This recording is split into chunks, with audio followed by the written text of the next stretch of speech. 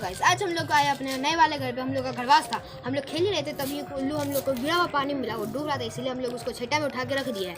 तो हम लोग उसको जब उठा के रखे तो सभी बोलने लगे कि उल्लू को अगर घरवास के दिन मिलता है तो बहुत शुभ माना जाता है। चलिए उसको देखते, उसका बहुत हालत ख़राब हो चुका है।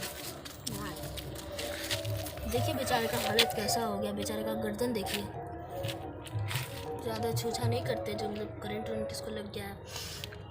यहाँ पे इसका बहुत ज़्यादा हालत ख़राब हो गया है। अगर इसको अगर नहीं निकालते तो उसी में डूब के मर जाता।